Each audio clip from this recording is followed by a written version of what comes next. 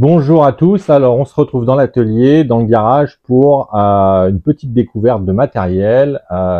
Geekbuying, qui est mon partenaire sur ce genre de produit, m'a envoyé un laser. Un laser de chez Creality, c'est le Falcon 2 en 22 watts. Donc il existe différents modèles, mais voilà, celui-là c'est le 22 watts. Donc on va tester ensemble ce produit. Moi je suis super content puisque c'est un nouveau domaine pour moi, un nouveau produit. Je connais pas du tout le laser. Alors j'ai quelques notions, bien évidemment, comme peut-être quelques personnes qui, voilà, on sait ce que c'est qu'un laser, on voit un petit peu ce qu'on peut faire avec, mais l'utiliser, le paramétrer, utiliser le logiciel de gravure et de découpe, ça c'est complètement nouveau. Donc j'ai dû tout apprendre. C'est pour ça qu'il s'est passé un peu de temps entre la réception et cette petite vidéo. La moindre des choses, c'est de se faire la main avec avant de vous en parler. Et je suis assez impatient de vous le faire découvrir. Vous allez voir, c'est un beau produit, c'est une belle machine. Le laser, ça ouvre beaucoup de possibilités dans un atelier, aussi bien en termes de personnalisation que de création. Il y a plein de domaines super sympas. Je vais vous montrer, je vais déjà vous montrer ce qu'il y a dans le carton. Et puis après, je vais vous montrer également ce que j'ai fait avec, les tests que j'ai fait, les matériaux que j'ai testés, ce que j'ai gravé, découpé. Et puis, ça sera déjà une belle approche et je pense un beau tour d'horizon de cette machine. Je vais vous montrer aussi le roller qui a été livré avec, toujours par Geekbuying. Le roller, c'est un dispositif qui permet de faire des gravures sur des objets cylindriques. Donc les objets cylindriques, ce qu'on voit le plus couramment, c'est de la gravure sur des gourdes, sur des verres, des objets un peu en tout genre cylindriques. Je vais vous montrer ce que j'ai fait. Moi, j'ai essentiellement découvert les matériaux, la gravure, la découpe. Du coup, j'ai commencé par ce que je pense il faut que tout le monde commence quand on connaît pas, bien sûr, quand on n'a pas d'expérience, j'entends. Hein. Si on connaît le laser et qu'on a de l'expérience, on a déjà passé toutes ces étapes. Mais en tant que nouvel utilisateur de ce domaine, de ce produit, il faut faire des grilles de puissance. Donc je vais vous en parler très vite après le déballage. Je vais vous montrer à quoi servent les grilles de puissance et pourquoi il faut les faire et pourquoi c'est important. Voilà. Je vous montre le déballage et après on se retrouve pour discuter ensemble des matériaux, des grilles de puissance. À tout de suite. Alors on commence par déballer le roller, vous allez voir, il n'y a rien de bien compliqué. C'est plutôt assez simple, il y a le dispositif lui-même, il y a la petite notice pour la connexion, il y a un câble de liaison et puis vous retrouvez aussi deux petites roulettes qui permettent par exemple de maintenir des verres à pied ou des bouteilles, genre bouteilles de vin.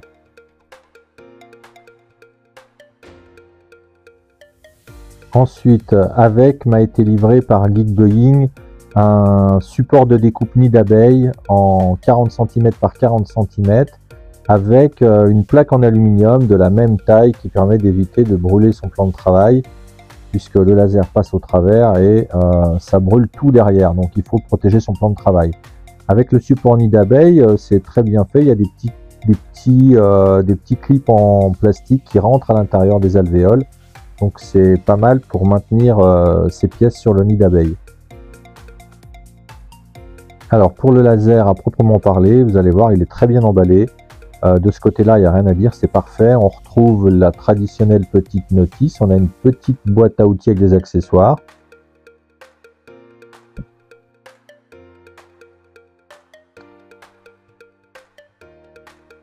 Alors on retrouve également les lunettes de protection contre le laser, ça c'est un indispensable, hein, c'est obligatoire.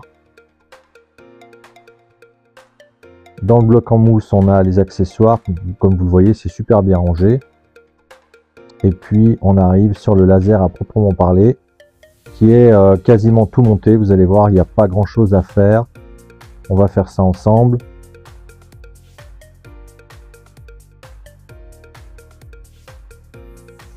Donc je fais un petit peu l'inventaire de ce qu'il y a dedans, je découvre comme vous. On a la pompe du Air Assist qui est fournie avec, donc ça c'est super bien. Ça permet d'avoir des découpes très propres sous le dessous par exemple de la plaque en bois qu'on a voulu découper. Et grâce au nid d'abeille également, Ça permet de faire des découpes plus propres et sans traces de brûlure. La tête laser qui est assez imposante. C'est une belle petite pièce.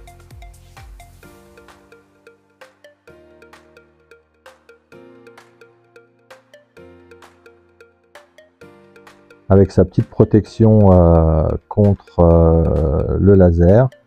Alors ça n'évite pas de porter les lunettes, hein, c'est indispensable les lunettes. Le bloc d'alimentation, les câbles bien sûr, les 4 pieds, avec il y a des rehausses également pour pouvoir surélever son laser, par exemple sur le roller, mais on verra ensemble, c'est pas suffisant pour par exemple des grosses pièces cylindriques, il faudra encore rehausser, il en existe en accessoire chez Creality. Donc là, on va faire le montage du laser, vous allez voir, c'est très simple. Je visse les 4 pieds.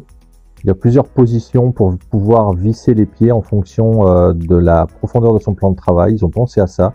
C'est un petit détail, mais c'est important. Dans un atelier avec de la place, comme moi, là j'ai un grand plan de travail, c'est pas important, mais si vous le positionnez sur une table plus petite, et ben vous pouvez resserrer les pieds vers le centre du graveur.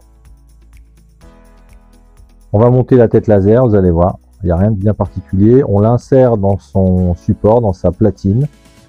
Il y a une prise à connecter comme je le fais ici sur l'axe.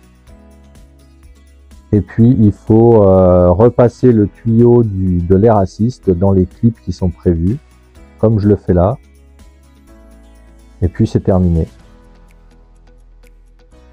Alors, pour ce qui est des grilles de puissance et de découpe. Alors, je vais peut-être vous commencer par celle-là, c'est un peu plus représentatif. Ça, c'est un tableau de puissance que j'ai fait en partant de 1000 mm/s jusqu'à 3000 mm/s. Et en termes de puissance, on est de 5% à 80%. Sachant que dans le logiciel, il y a... j'ai renseigné volontairement une limite de puissance qui n'atteint pas les 100% pour pas abîmer le laser et laisser une marge de sécurité au laser. C'est ce que j'ai pu voir qui était conseillé un peu partout, donc j'ai adapté cette puissance. J'ai également répercuté ça sur mon laser pour lui laisser cette petite marge. Donc on voit ce qui se passe, c'est super intéressant en fait. Par exemple là, alors je sais pas si vous en rendez bien compte, mais ici, il a creusé, donc le laser a creusé la matière carrément en profondeur. On est à 80% et à 1000 mm/s. Donc, en fait, à chaque fois, il creuse en épaisseur. Donc ça, par exemple, c'est super intéressant pour faire des incrustations de résine. Certains font ça. On grave en profondeur. On n'est pas obligé d'aller jusque-là, mais le fait d'avoir ce tableau, ça donne une idée de ce qu'on peut faire. Et après, on peut remplir, par exemple, de résine. Ou alors créer tout simplement des contrastes et des différences. Donc on voit avec cette grille ce qu'on peut faire en fonction des puissances. Donc ça c'est très intéressant. Si la prochaine fois je vais faire une gravure et que ce qui m'intéresse c'est quelques nuances dans ce carré là, et ben je sais que autour des 2000 on a ce résultat et avec environ 10% de puissance. Voilà l'intérêt des grilles. On a la même chose pour la découpe. Donc j'ai testé différentes matières. Donc là c'est une grille de découpe. Ça permet de voir ce qui se passe quand on va doucement et en fonction du nombre de passes. Donc par exemple, si on veut découper du MDF de 10 mm, on sait que à 200 ça découpe pas, mais à 120 ça découpe. Donc en fait, on sait qu'après on va pouvoir découper par exemple en une page. Je vous montrerai ça après. Par exemple, le MDF de 10, je le découpe en une passe à 150 mm et c'est très propre. Hein. Franchement, c'est impressionnant. En termes de découpe, toujours, j'ai découpé par exemple du sapin je sais même pas, je vous le mettrai après, de 18 mm. Donc du sapin de 18 mm, de mémoire, c'était en 2 passes. Bon, ça doit être comme ça, voilà. Vous voyez que c'est super propre, le trait de coupe il est très fin, hein, il n'y a pas grand chose. Et Et la découpe, elle est propre, hein.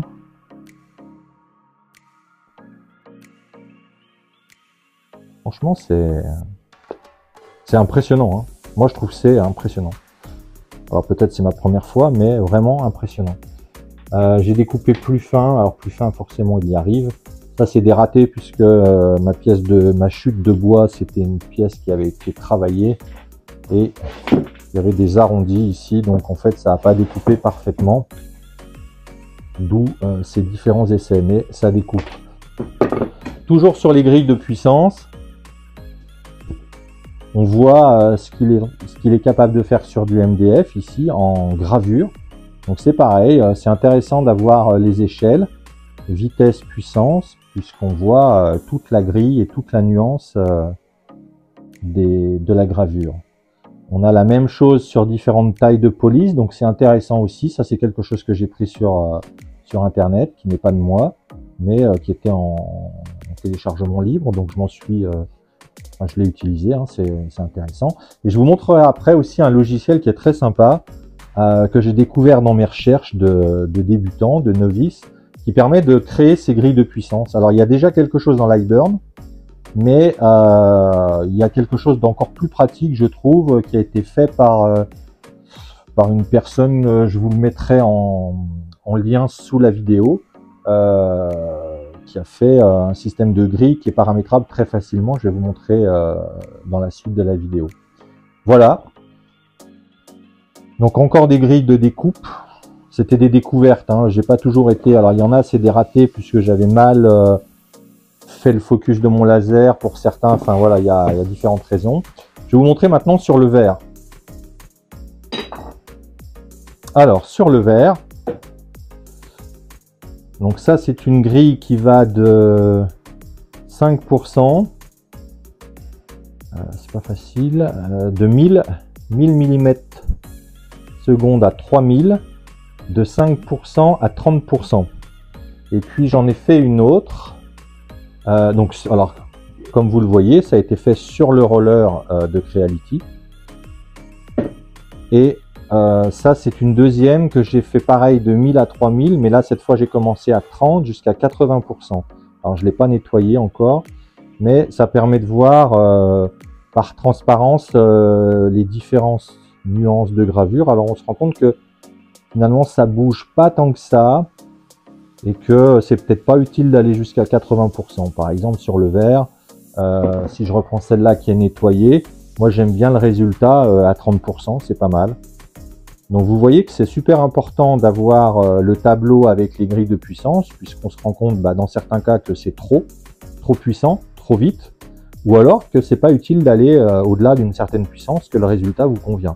Donc par la suite, 30% pour de la gravure sur verre, moi ça me va avec ce type de laser. Voilà. Super intéressant, super pratique. J'ai fait d'autres essais sur du liège, donc des essais et de découpe. Donc par exemple, ça fait 1 mm. Et on est capable d'aller découper. Je sais pas si je vais arriver à le retirer. Voilà. On est capable d'aller découper 1 mm, juste ce qu'il faut, sans même découper le plastique, avec un bon réglage et une bonne puissance. Voilà, super intéressant. J'ai fait par exemple une personnalisation du liège, donc après différents essais, différentes grilles de puissance que je vais vous montrer également. J'ai fait directement un essai de découpe. Donc je suis parti sur une base de feuilles, enfin de ronds en liège de ce type-là, autocollant. Et en fin de compte, je l'ai découpé. Donc j'ai mis moins de puissance. Donc je trouve que c'est plus sympa le résultat. Et j'ai gravé mon petit logo. Je trouve ça super beau. Donc par exemple pour de la personnalisation, ça fait quelque chose de super propre. C'est très précis en découpe. Et voilà, si on n'a pas de laser, on peut pas faire ça. Voilà un truc super sympa à faire. Je vous en montre d'autres. Alors toujours dans le liège. Au début, j'avais pas de référence. Donc comme vous voyez, ça a brûlé. Puisque trop de puissance, hein, à 20%. Alors là, j'ai plus exactement, mais J'ai dû commencer autour des 1000, je crois. 2000, je sais pas. J'en ai fait plusieurs. Alors du coup, j'arrive à m'y perdre. Des erreurs de débutant. Hein. Vous voyez que je vous cache rien. Quand on démarre et qu'on n'a pas de notion, bah voilà, on fait des bêtises. D'où l'intérêt vraiment de faire ces grilles et d'être toujours présent à côté du laser parce que c'est dangereux, c'est puissant, ça brûle si on fait pas gaffe. Donc on laisse pas ça sans surveillance. Voilà, mais du coup, grâce à cette grille-là, j'avais dû adapter à peu près, je sais plus exactement, mais vous voyez que si on recherche sa nuance, j'étais peut-être, j'ai dû arrondir, hein, 2000 et peut-être 15%. Voilà, on arriverait à peu près à ça. C'est pas mal. Comme ça, à coup sûr, on répercute après le même résultat. J'ai fait des essais sur les échantillons qui étaient livrés par Creality. Donc les premiers essais, voilà, j'ai fait des grilles un petit peu en tâtonnant. Voilà, je vous ai tout montré, je vous ai rien caché. Mais le logo était sympa. Et après, quelques essais et quelques grilles, j'ai fait des trucs super sympas. Enfin, moi, j'aime beaucoup. Donc pareil, j'ai fait des grilles de puissance sur l'ardoise. Et on se rend compte sur l'ardoise que, je sais pas si vous allez le voir, ça a tendance un peu à jaunir le... Là peut-être. Bon, la caméra ne le montre pas vraiment comme c'est en vrai. Ouais, c'est pas évident. Donc en fait, plus on tape fort sur l'ardoise et plus ça jaunit l'ardoise. Donc moi, je me suis rendu compte que à des vitesses autour des 2000, 3000, voilà, dans cette nuance-là, avec 10%, bon, on arrive déjà, 10% de puissance, on arrive déjà à un résultat sympa. Il n'y a pas vraiment de changement sur l'ardoise. Même en termes de profondeur de gravure, ça reste, voilà, ça reste sympa avec faible puissance. Donc je l'ai fait comme ça, je l'ai fait en écriture. Et ça permet de personnaliser des petits sous-bocs, par exemple, très facilement. Voilà, très sympa.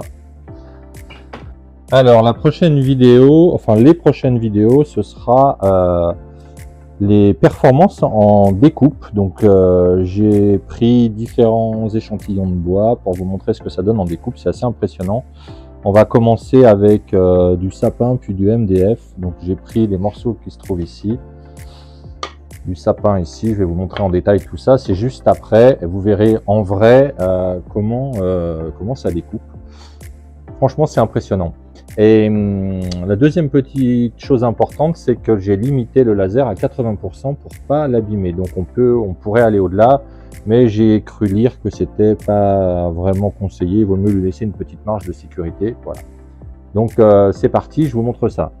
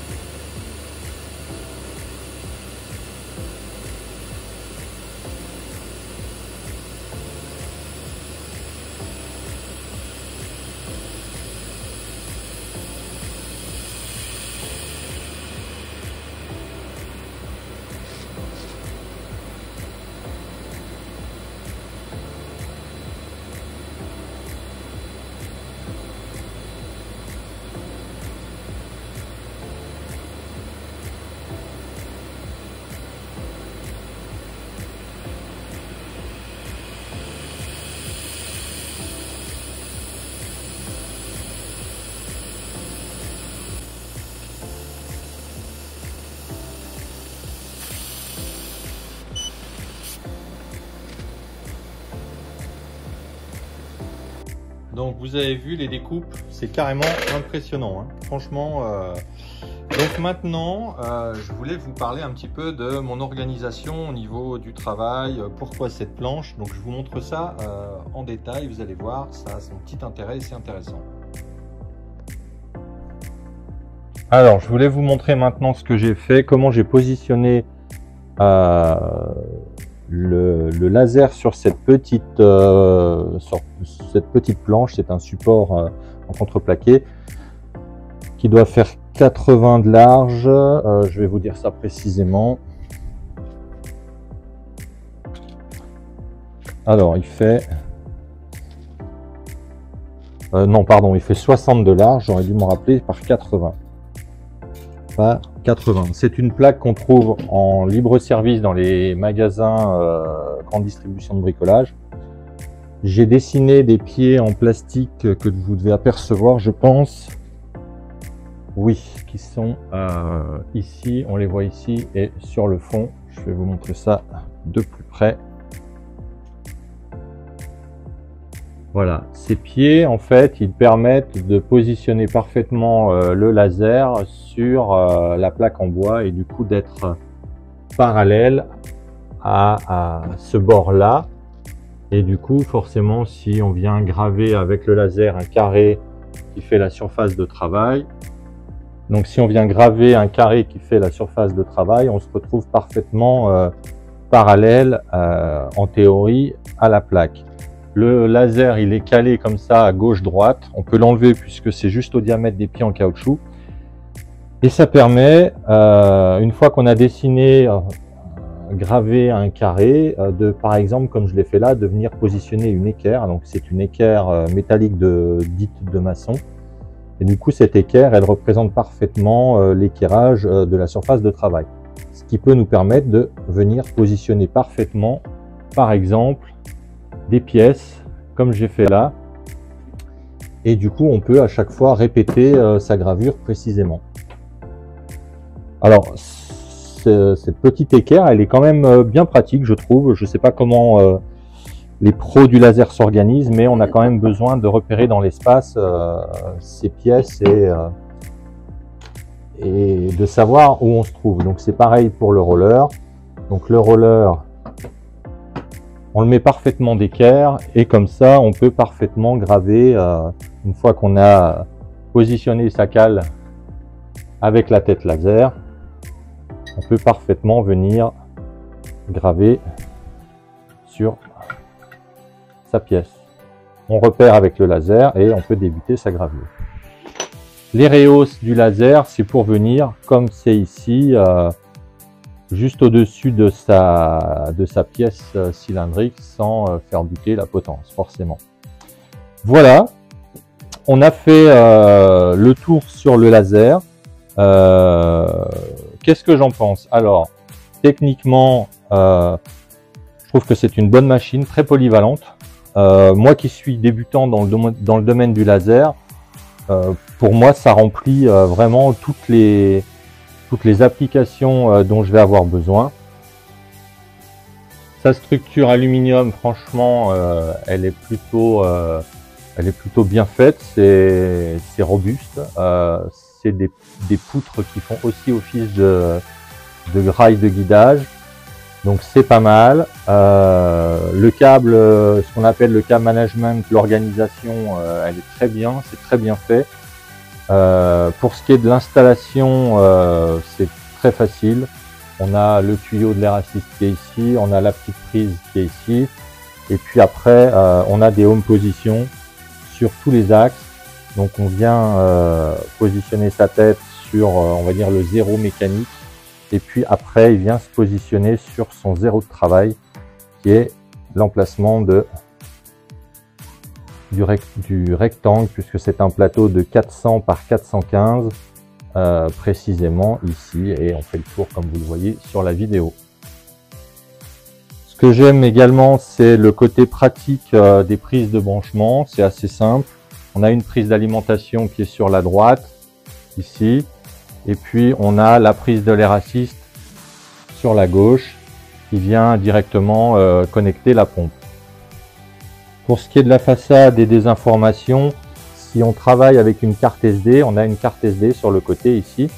Après, on peut venir faire son home position et manipuler son portique et sa tête laser avec les flèches qu'on trouve ici. On a un arrêt d'urgence pour la sécurité. En cas de besoin rapidement, on appuie dessus et tout s'éteint. Et on a une clé de sécurité pour verrouiller, par exemple, si on a des enfants à la maison ou des petits bricoleurs qui voudraient venir se servir du laser alors qu'ils n'ont pas le droit. C'est toujours bien d'avoir une sécurité. Alors, qu'est-ce que j'ai trouvé de peut-être moins bien sur cette machine? Alors, en tant que débutant, moi, ce qui m'a beaucoup perturbé, c'est le manque de tableaux de valeurs de référence pour, par exemple, les grilles de puissance. Partant de zéro, sans connaissance, on ne sait pas à combien on va graver et on ne sait pas à combien on va, quand je dis à combien, sur quelle valeur de puissance et de vitesse on va couper et graver.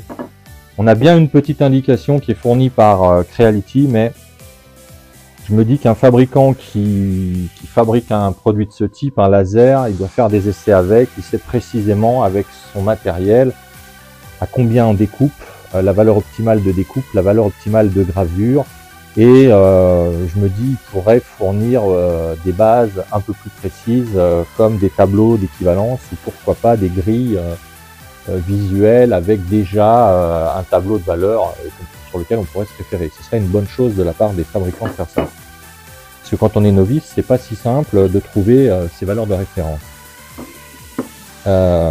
Autre point, mais on est toujours très difficile, c'est pour moi indispensable d'avoir un nid d'abeille et un plateau de découpe. Donc ça, c'est des pièces qu'on retrouve en supplément. Peut-être que dans l'avenir, on aura ces pièces-là. Moi, je l'ai eu par le biais de Geekgoing, donc c'est vraiment très bien et pour moi, c'était indispensable. Autre point qui me paraît indispensable, c'est une enceinte fermée pour recouvrir le laser pour extraire les fumées. C'est quand même un vrai problème. J'ai fait la gravure et la découpe avec la porte ouverte, mais très vite, je l'ai mis dehors. Parce qu'en fait, les odeurs sont très désagréables, surtout sur du MDF. Il faut s'équiper de masques respiratoires si on ne veut pas respirer, ou alors il faut mettre dehors. Sinon, la solution vraiment idéale, c'est le caisson avec une extraction d'air. Ça, c'est un point à pas négliger quand on achète un laser. Il faut réfléchir à ça. L'été, bien sûr, on peut le mettre dehors, mais l'hiver, c'est différent. Il faut vraiment une pièce dans laquelle vous pouvez aérer. Et je vous dis, au quotidien, c'est pénible de rester à côté pour les émanations de fumée.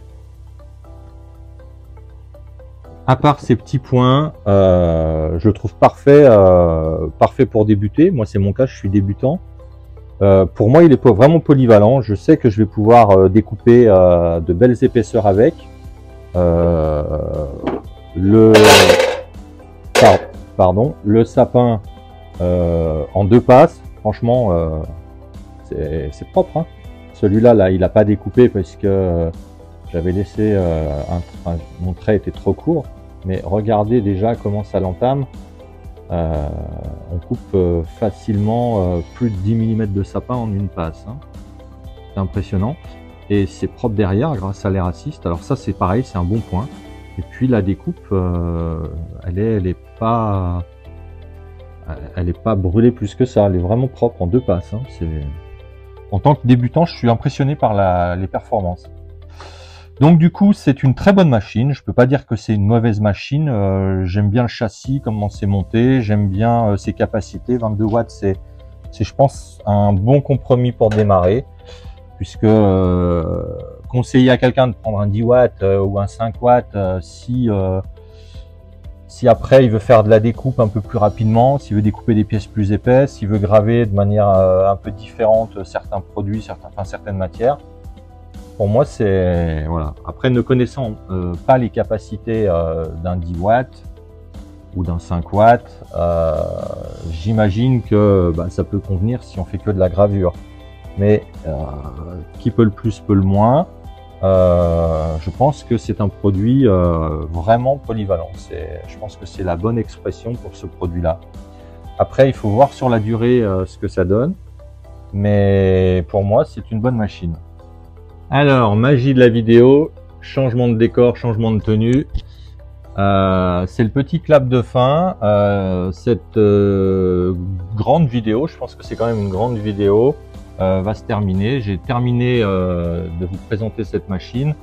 Comme je vous l'ai dit, qui est pour moi une machine plutôt polyvalente, plutôt bien conçue, bien faite.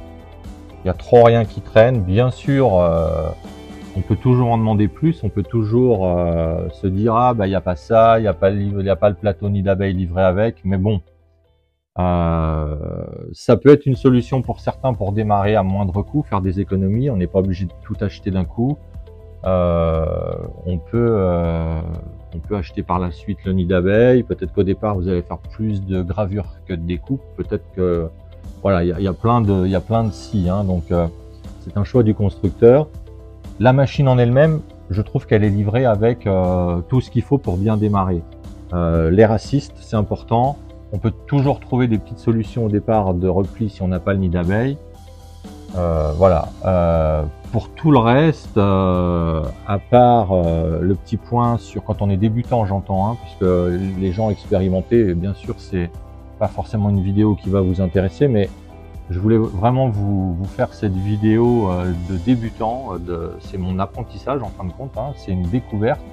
Et quand on découvre un produit, on est souvent un peu plus critique puisque bah, on a des attentes ou pas. Mais la découverte fait que des fois on est un peu plus critique sur certaines choses.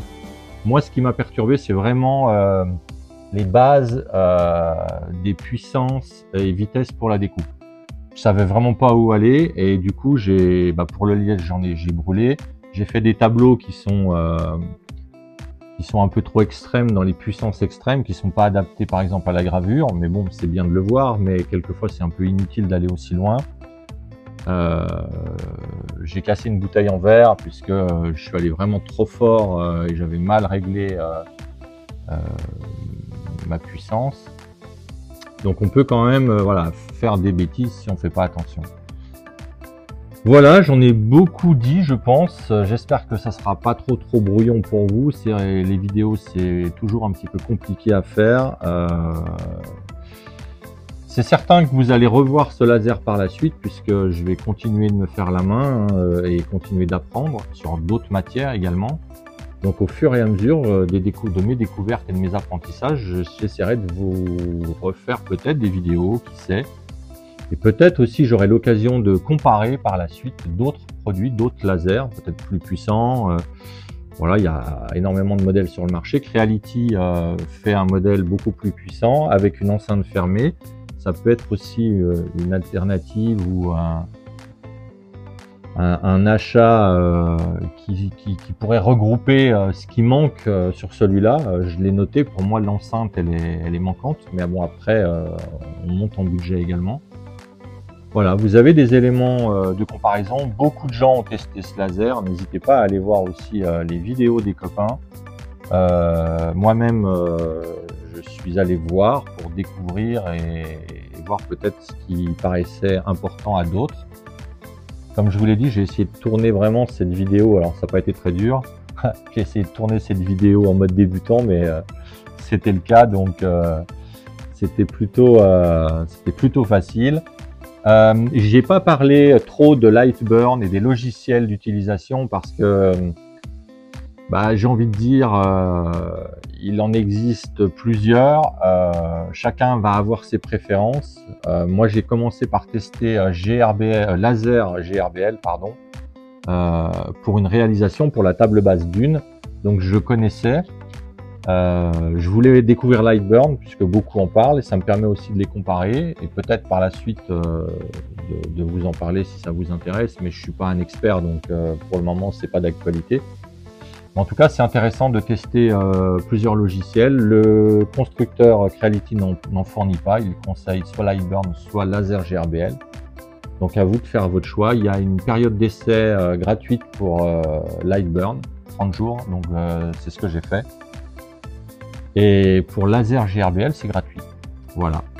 Je pense que vous avez toutes les informations. Je vous mettrai dans le descriptif de la vidéo les liens, des petits liens que j'ai utilisés pour notamment les grilles de puissance. Ça, c'est intéressant de l'avoir. C'est un petit logiciel qui a été fait par une personne qui est très sympa. Je vous mettrai également, grâce à Geekbuying, les petits liens avec des codes promo. Ça, c'est pour vous permettre d'acheter la machine avec un petit code promo. Donc, on va remercier Geekbuying pour ça. C'est très sympa. Je vous mettrai aussi le lien vers mon Cult 3D où vous trouverez les fichiers pour les petites pièces en PLA que je vous ai montré. Et puis voilà, on a fait le tour. Sur ce, moi je vous souhaite bon apprentissage du laser si comme moi vous êtes un nouveau dans ce domaine. Et puis sinon, peut-être de bons DIY grâce à cette machine. À bientôt. Salut à tous.